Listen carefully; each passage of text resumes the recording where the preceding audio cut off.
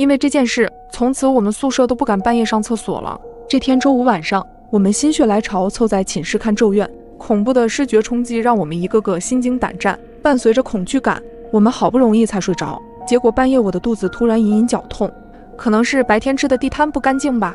我便起身准备去上厕所，但我刚拉开帘子，看着静谧漆黑的宿舍，显得尤为恐怖。这个电影的后劲着实有点大。寝室的厕所在宿舍外面，在我们寝室隔壁，也是走廊尽头。因为要走出宿舍，我隐约还是有些害怕。真是的，早知道晚上不看恐怖片了。我缩进帘子里自言自语道，看了下手机时间，才凌晨3点，离天亮还有好久啊。我欲哭无泪，纠结了很长时间，最终还是决定去趟厕所。我喊了我上铺的姐妹小美，小美陪我去个厕所呗。我敲了敲她的床帮，小美睡眼惺忪地探出了帘子。她一直都知道我胆子不大，看了我一眼，揉了揉眼睛，没说什么就下来了。我拽着她慢慢走出了宿舍，刚到厕所，映着昏暗的灯光，我顺手就拉了第一个隔间门，但却没拉开，可能是里面有人。我没多想，径直走向了第二个隔间，当然也没敢关门，就找着话题跟小美聊着天。小美，你有没有听过最近的新闻？就有个小偷去人家家里偷东西，主人都回来了，他躲在床底下刷视频，结果把自己逗笑了，直接就被抓了。这真是史上最悲催的小偷。一阵笑声从第一个隔间里传了出来，这笑声也特别奇怪，在安静的厕所里显得格外刺耳，让人头皮发麻。我和小美对视了一眼，意思这旁边是谁？按道理应该是我们同楼层的人，多少也打过照面。出于好奇，我就透过隔间下缝隙看去，这一看却让我不寒而栗，是一个人穿着老式的红色胶鞋，而且还脏兮兮的。这种鞋学生肯定是不会穿。最奇怪的是，这个人的小腿是笔直的，并不是在蹲坑的姿势，说明他就一直站在那边也不出来。我第一个感觉是这个人可能是小偷。等大家睡着了偷东西，我强装镇定地站了起来，心也提到了嗓子眼，惊慌地拉着小美就往外走，甚至不敢回头瞧上一眼。安全起见，宿舍的门我也没关死，一边看着厕所，一边把寝室的人都叫醒了。小美去楼下喊宿管阿姨，我们剩下的人还在盯着厕所的方向，等了许久，一直到宿管阿姨带着人来了，也没见一个人出来。我紧拽住小美的手，看着他们进了厕所。此时第一个隔间已经打开了，里面没有人，阿姨他们里外都找了一圈，也没见一个人影。卫生间的窗户也是封死的，完全没有被破坏的痕迹。怎么会？我低呼出声，满眼的不可思议。我看向了小美，小美此时震惊的表情告诉了我，刚刚我们在厕所绝对是遇到人了，可为什么那个人消失了呢？从那以后，我们宿舍都不敢单独半夜去厕所了。如果那天晚上我没有正巧碰到这个外卖小哥，那我可能就遇害了。2天前，我想去取落在闺蜜家的包包，包包就在电视旁边的架子上，手机那头闺蜜的声音明朗，我今天加班，你先过去吧，反正你手上有我家的备用钥匙，3楼307，放心，你家门牌号我记得比我家都熟了。挂断了电话，起身前往了闺蜜家，刚到门口，正准备掏出钥匙开门，突然听到里面窸窸窣窣的声音，我感到奇怪，动作停了下来。小美已经回来了吗？就在我犹豫的片刻，门突然向里面打开了，出来一个男人，30出头的模样，看着憨憨的。我愣了一下，那男人却抢着说道：“你先进来吧，他没在家。”这么熟人的语气，可能是男朋友吧。我边迟疑边进了屋子，男人已经勤快地端了杯水递过来。我道谢后接过水杯，环顾四周，发现没什么异样，只有卧室的门虚掩着。男人似乎察觉到我的视线，往我身前站了站。我对着墙指了指：“我过来拿包的，拿了就走。那个包花了我大半个月工资，上次带过来是为了跟闺蜜炫耀一下，没想到竟然落在她家里了。”哦，我帮你拿过来。那男人挠了挠头，便去帮我取包。我拿出手机给闺蜜发了个消息：“行啊，男朋友挺勤快的，除了年龄大了一点。说吧，人在哪找的？”我噼里啪啦发过去一段文字，没过2秒，闺蜜信息就回过来了：“你说什么呢？我哪有男朋友？”我迅速提取到了闺蜜信息里的关键字：“没有男朋友。”那面前这人是谁？我脑海中迅速浮现一种可能，瞬间冷汗直冒，全身僵硬。那是这个包吗？此时我在看这个男人，只觉得他笑得特别怪异。我捏着包包假装镇定：“谢谢你，那我就先走了，你帮我跟小美说一下。”说罢我就往门口走去，明明只有几步的距离，但是我却觉得好远。刚到门口，男人突然开口：“时间太晚了，你一个小姑娘不安全，我送你到小区门口。”我顿时僵住了：“不用了，太麻烦了，我自己下去就好了，我送你。”男人依旧机械重复这句话，我全身汗毛倒竖，恐惧从脚底攀升。我这才知道，原原来人在极端恐惧的时候是根本无法控制自己的手脚的。我呆站在原地，突然听到电梯门打开的声音，一个外卖小哥如从天降般出现在了我的视野里。只见他还在低头拿着手机，看着像准备给顾客打电话。张哥，这么巧，今天你送这一片区的外卖吗？我装作很熟练地跟他打着招呼。就在他还在懵逼之时，我就迅速冲过去，死死拽住了他。他望向我，我知道我现在肯定满眼都是惊恐之色。他像是突然反应过来一般，啊，对呀，我好像按错了楼层，正好送完这单，我今天就准备结束了，咱们一起去吃点东西。我顺着他往电梯走去，不敢往后看闺蜜家。我知道此时那个男人正站在那里死死盯着我。刚出电梯，我迅速拿出手机给闺蜜打了电话，确认她真的不认识家里那个人。在附近派出所汇合后，带着警察一起去了闺蜜家。屋子里有明显被翻找过的痕迹，而那个男人已经不在屋子里了。后来我们才知道，这个男人是偷窃惯犯，那天在闺蜜家踩点，刚巧我去取东西，如果没有遇到那个热心肠的小哥，我估计就得遇害了。我在某鱼上买了个二手手机，结果到货后发现这台手机竟然没有格式化。打开相册一看，原手机主人还是个高大帅气的男生，这下可赚到了。要是能借这个机会发展一下关系，嘿嘿嘿！我一边想入非非，一边美滋滋地欣赏帅哥的盛世美颜。指尖一滑翻到下一页时，我整个人都呆住了。这怎么回事？手机里怎么会有我的照片？我仔细看这张照片，那还是我高中时拍的。我扎着马尾，穿着校服，一脸青涩。这张照片离现在都快7、8年了。原手机主人为什么会偷拍我，还把照片保存这么久？难道他是个偷窥狂，要对我意图不轨？不对呀，那为什么这些年都没下手？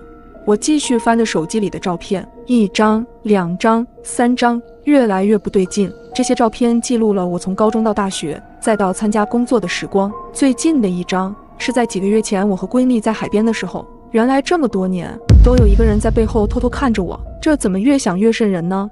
简直细思极恐，我的冷汗直往外冒，这丫绝对是个变态。幸好我掌握了证据，不然都不知道自己离危险有多近。正当我想报警的时候，门铃响了。小姐，有您的快递，麻烦签收一下。我想都没想，直接说先放门口吧。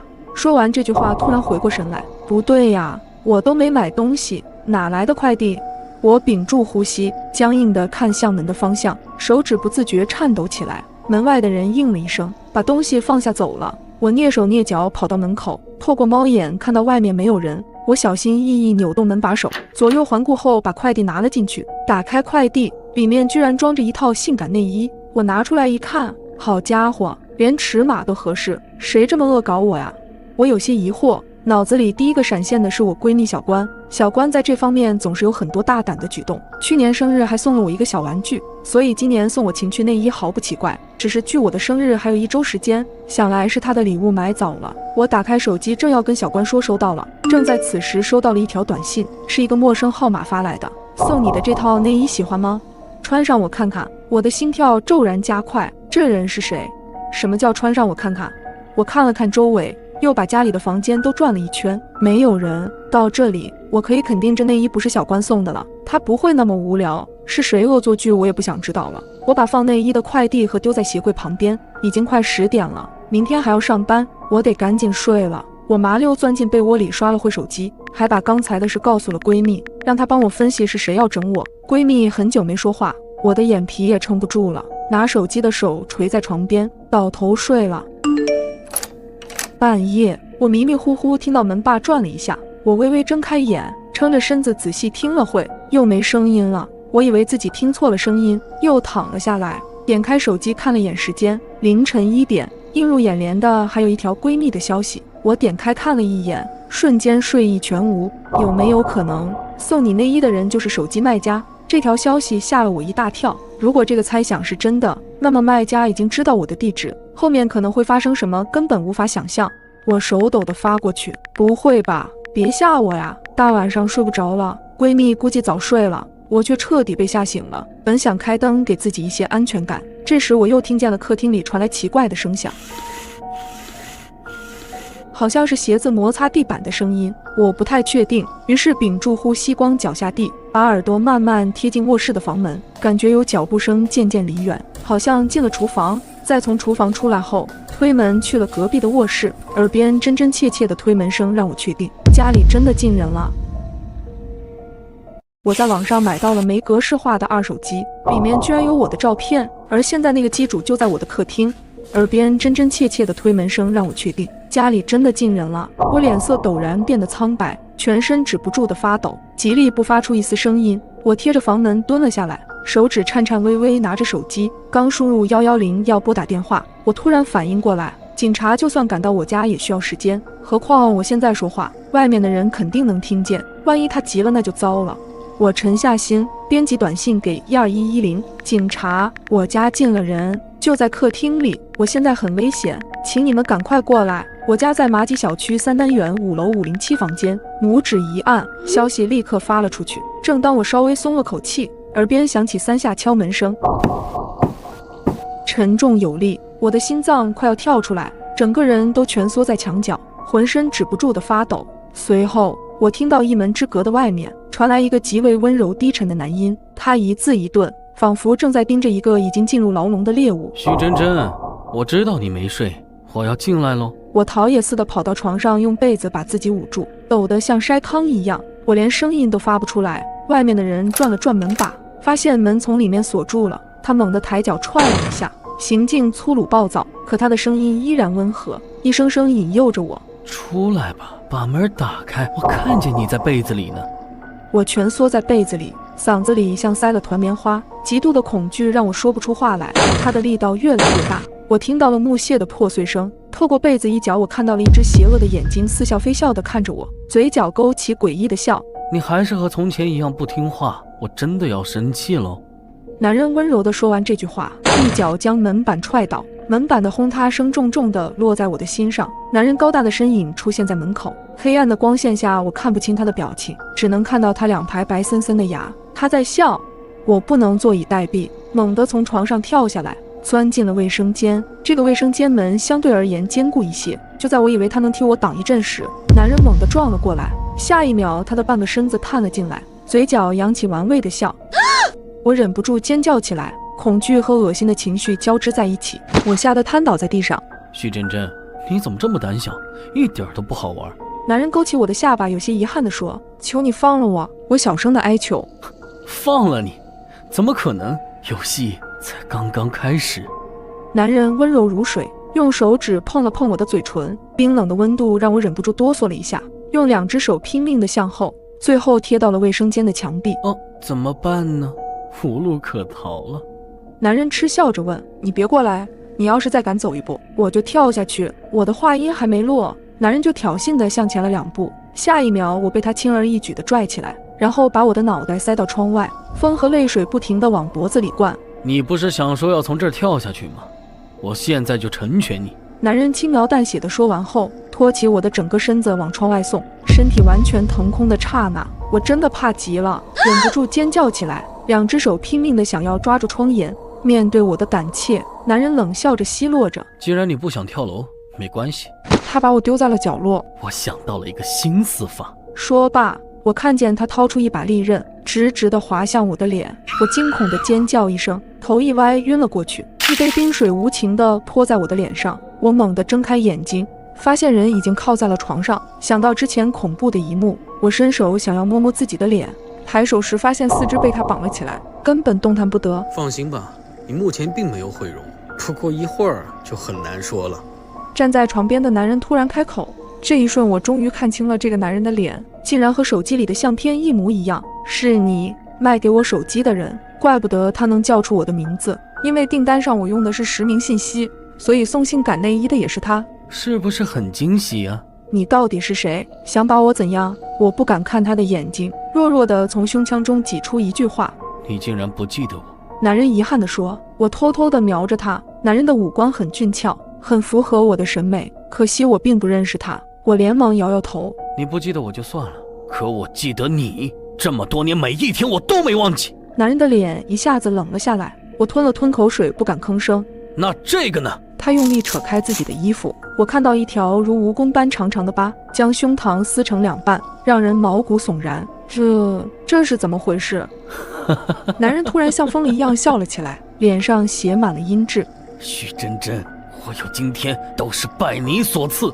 他突然扼住了我的脖子。你给我听好了，我叫王帅，是帅气的帅，不是衰败的衰。他一字一字地吼道。王帅这个名字让我莫名的熟悉，可记忆库里却没有这个人的痕迹。抱歉，我真的不记得你。还真是讽刺，这么多年，我做梦都想见到你。王帅笑着看向我，阴森森地说，然后将你狠狠地踩在尘埃里。我还来不及开口，他竟然哼唱起来。胖头鱼叫王帅，又胖又丑没人爱，见班花口水淌，哭着喊着做新郎，耳又聋眼又花，就是一只癞蛤蟆。听着他的哼唱，我的心猛地一沉，终于想起眼前的这个人是谁，怎么可能是他？惊悚从我的脚底蔓延到了天灵盖。我在某鱼上买到了没格式化的二手机，里面居然有我的照片，而现在那个机主已经闯进了我家。胖头鱼叫王帅，又胖又丑没人爱，见班花口水淌，哭着喊着做新郎，耳又聋眼又花，就是一只癞蛤蟆。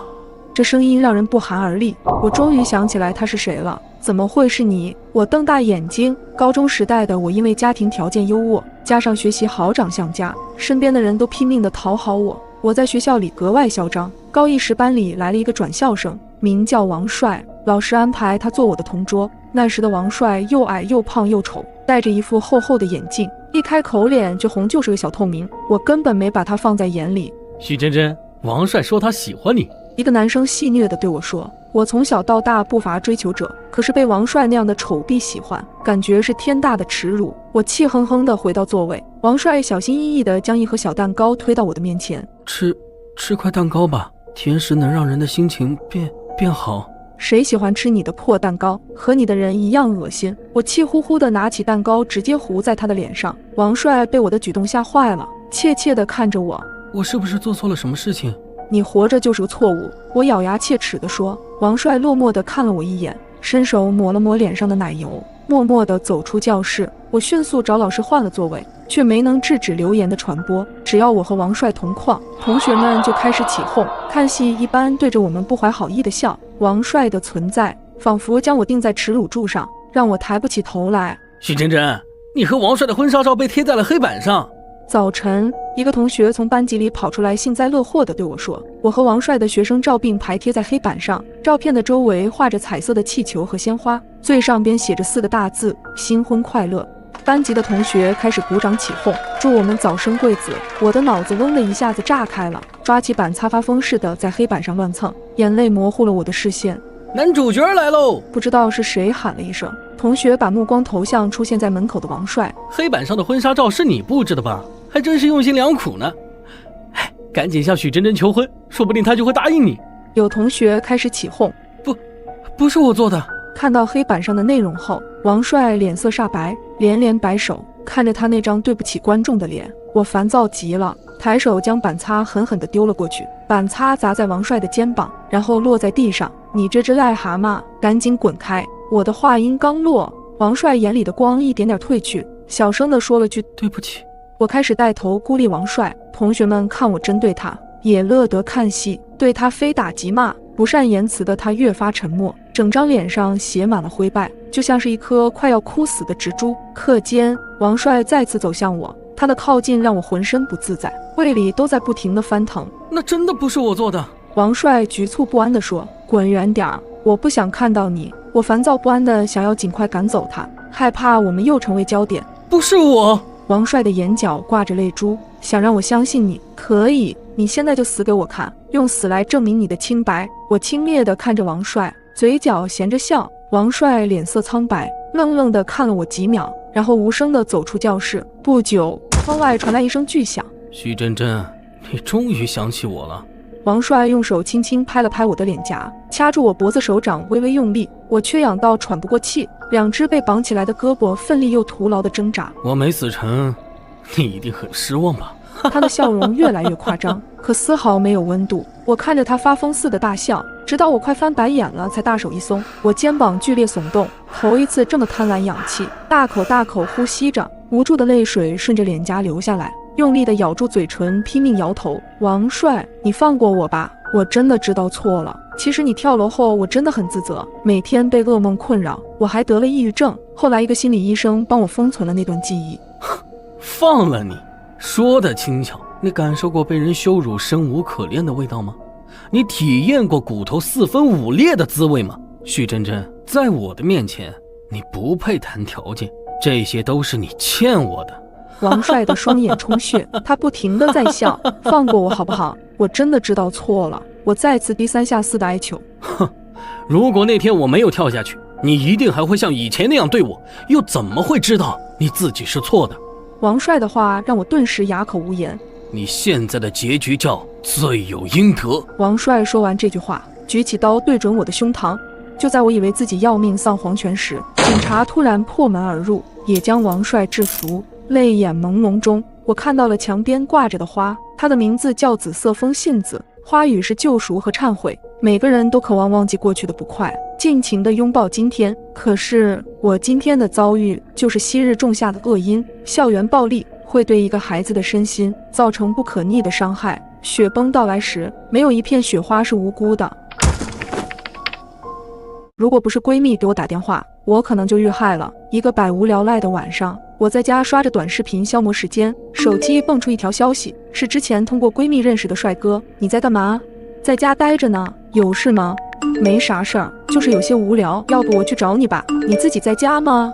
我愣了一下，因为从我刚认识学成就对他有好感，或许这是我们增进感情的机会。我抑制住内心的激动，怎么想起来找我啦？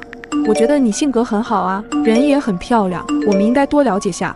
那你过来吧，我刚起床，所以你要给我点时间化个妆。当然了，女孩子嘛，你把地址发给我吧，我慢慢过去。随后我就把我家地址发给她了。放下手机后，赶忙洗漱化妆，又激动地给闺蜜小美发消息。你知道吗？学成竟然主动要来我家找我玩，可小美的回话却让我很疑惑。这不对呀，不太可能呀，你等一下，我打电话过去问问。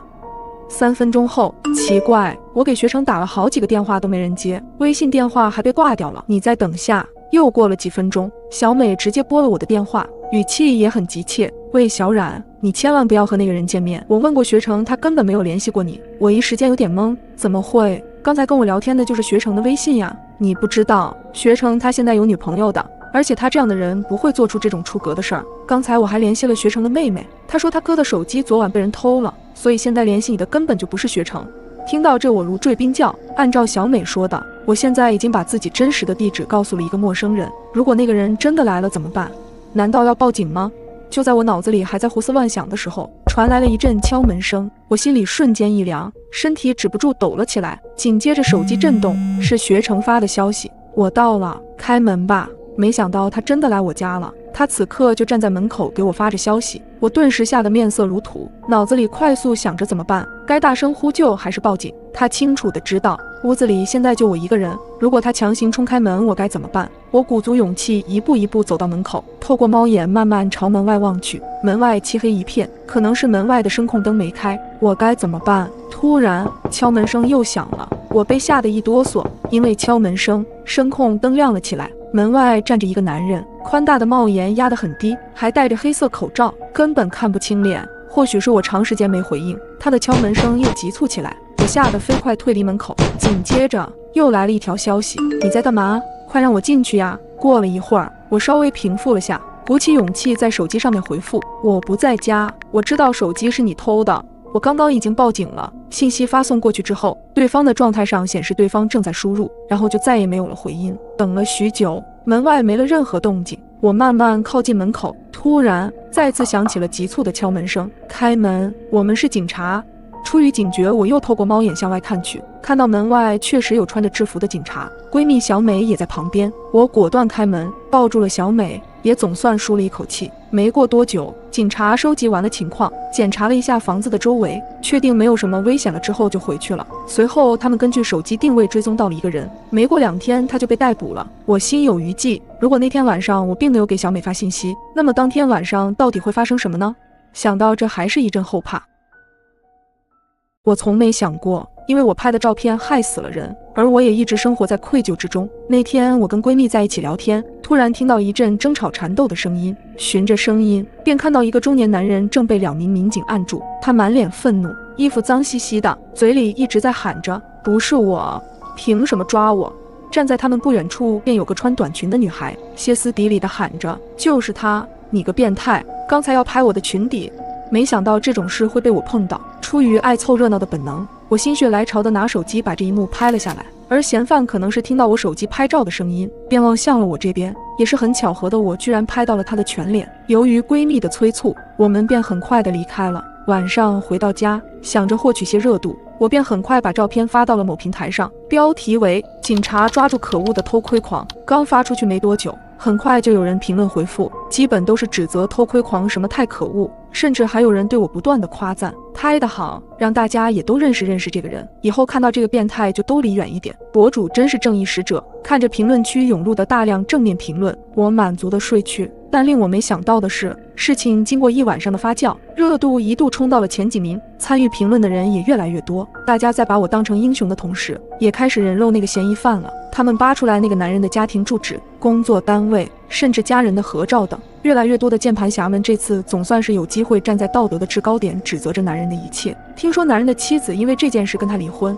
他的孩子在学校受到欺负，父母被人在街头羞辱，男人基本成了过街的老鼠，人人喊打。眼见事情被越闹越大，我心里愈发的不安起来。果然在几天后出事了，官方发布新闻称那名所谓的偷拍狂是被冤枉的。多日的舆论让男人苦不堪言，并且最终自杀在自己家里。我瞪大了双眼，简直不敢相信，心里的愧疚更是袭上心头。当我再次打开社交平台后，发现上面的舆论也都变了样，评论区的言论开始转变方向。原本赞同我的网友们，现在立即变了一副嘴脸，开始用恶毒的语言咒骂我。拍照的人真该死，如果不是你不分青红皂白乱拍乱发，也许男人也不会自杀吧，全是你的责任。对，应该判他死刑，给男人偿命，甚至问我为什么不去死。一瞬间，大家都开始为那个男人不平，心疼他的家人。好像前几天那场闹剧，他们完全不曾发言，全然没有参加。而更可怕的是，大家不仅指责拍照片的人，甚至开始有大量网友自发人肉。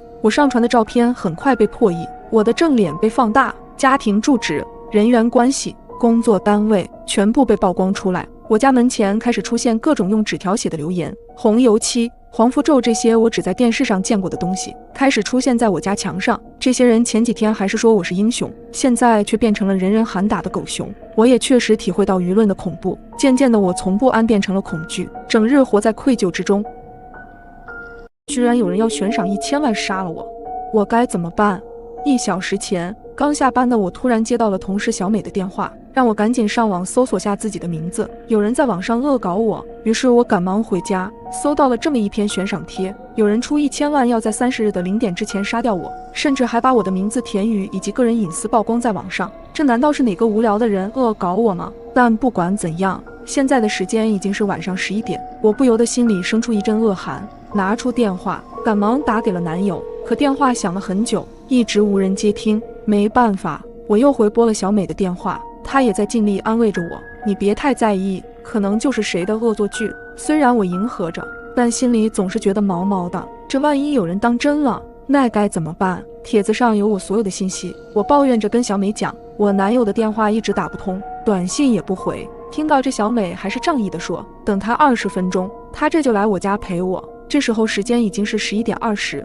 期间我并没有放弃给男友打电话，但是结果还是一样，没人接。在时间到了11点40分的时候，我突然听到楼下一阵摩托车的声音，出于好奇，我拉开窗帘往楼下看去，只见一个男人昂着头朝我这边看来。我被那诡异的眼神惊到，赶忙关掉了所有灯，无助地躲在桌子下面，感觉心脏都快跳出来。突然手机响了起来，是小美，我就像抓到救命稻草一样，赶紧接起了电话。可没想到听到小美颤抖的声音，小雨，我到你家楼下了，但是我看到你家阳台上有一个奇怪的人影，你快下来，我在楼下等你。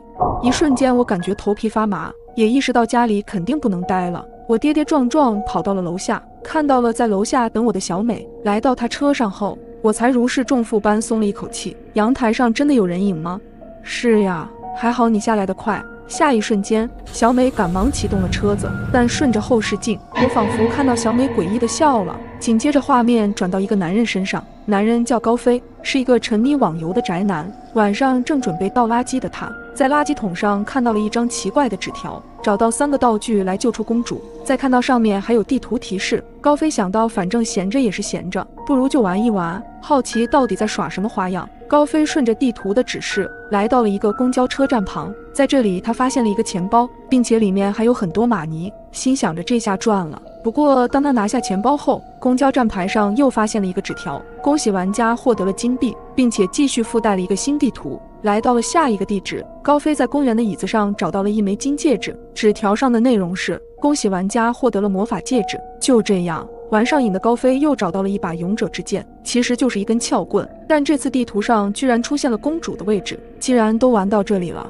那高飞自然不会放弃。顺着地图，他来到了公园的地下通道，在这里他看到了一个蓝色的袋子，公主就在这里吗？于是高飞右手拿着撬棍打开了袋子，但下一瞬间，高飞被眼前的景象吓傻了，眼前正是一具女人的尸体。几乎是同时，在通道的另一头走来一个女人，还没等高飞解释，女人大喊杀人了，慌忙的逃跑并拨下了报警电话。高飞看着女人的背影，习惯性的摸了一下自己的脸，可结果发现手上都是血，显然是撬棍上的血。想到这里，高飞拿出了钱包，看到里面的证件正是开头和同事走的田宇。